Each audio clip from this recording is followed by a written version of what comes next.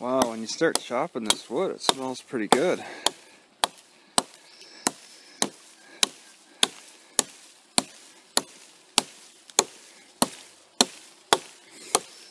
It's got that fresh smell because it's a fresh fallen limb.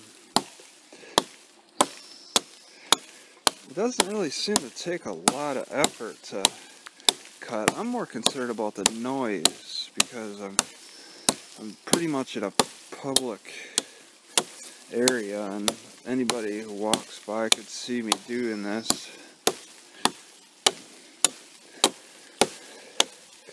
But it's pretty easy to come in at angles and take out this limb.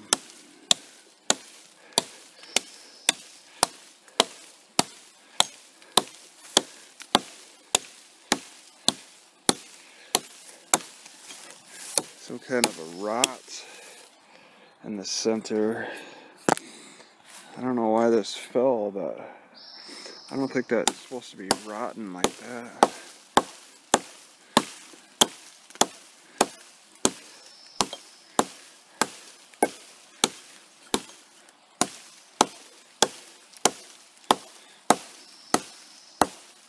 Oops.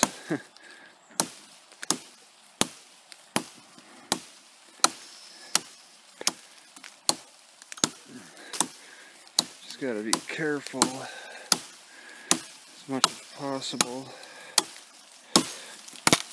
Whoa! Sort of gave way there. There it is. That didn't take too many chops. So when you get done chopping down wood, make sure you take some time to really smell it. There's nothing like it. You really release a lot of trapped scent. That smells really good. You know, can't really eat this, although you might be able to make a syrup out of the inner bark or whatever sap it produces. All trees have to produce a sap. Okay, now that I've chopped this big piece of wood, timber off of a fallen tree, I can use it for exercise.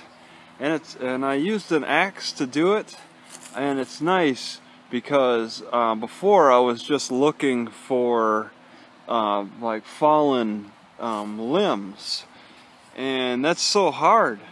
When I would see like limbs that were potentially useful, but I couldn't use them because they're too long or they just had too many little branches or whatnot. With this, being able to carry a small hatchet around, I can make use of more of these pieces of wood. For example, they just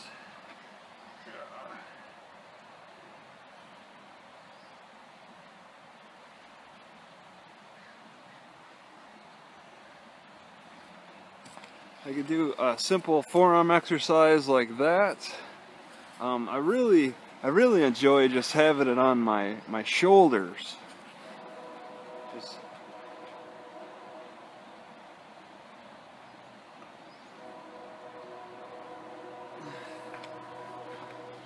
So I'm not strong enough for any of the one-handed.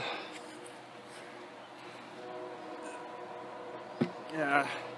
See, it's too heavy, so I got something to work with then. It's just heavy enough for the it's heavy. It might be a little too light, but it's good. It's good for a lot of reps with the forearms. And you could alternate your hands.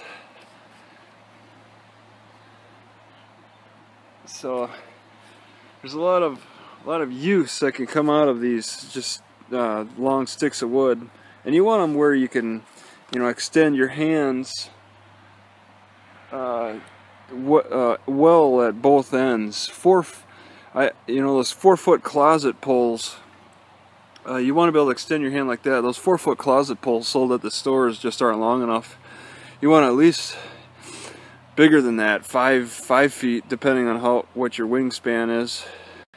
I think wide stance squats are important.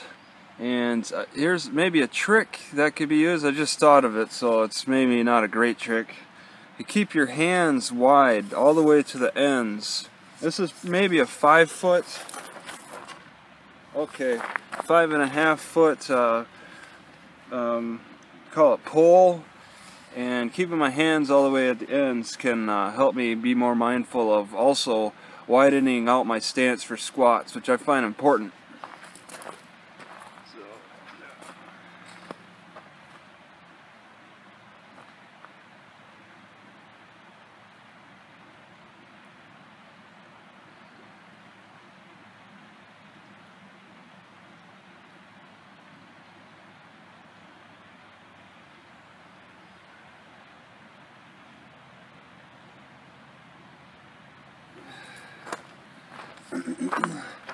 A lot of people will they'll tighten up their hands. Their hands will be like really close, you know, like that. And I think that tends to bring people to the idea that they need a narrow stance. But I mean, we do a lot of narrow stances in our sitting every day. When we sit down, when we walk, we're always in a narrow stance. I think it's more important to do a wide stance. And extending your hands out as far as possible can probably help with that.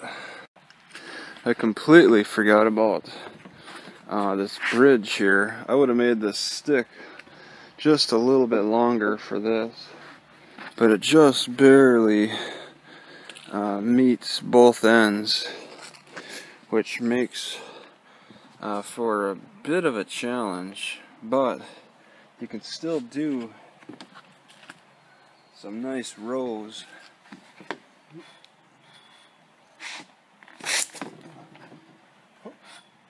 It just slides.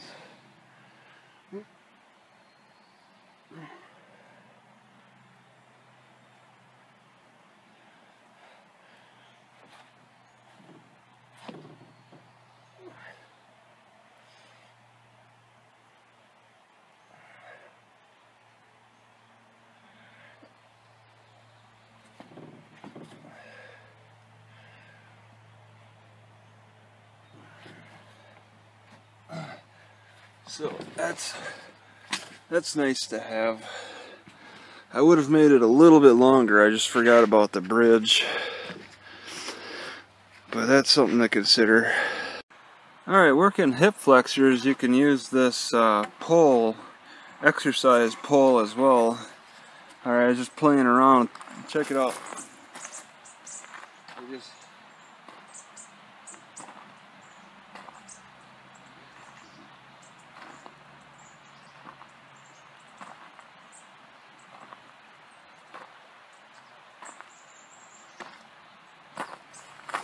It serves as a little bit of a resistance.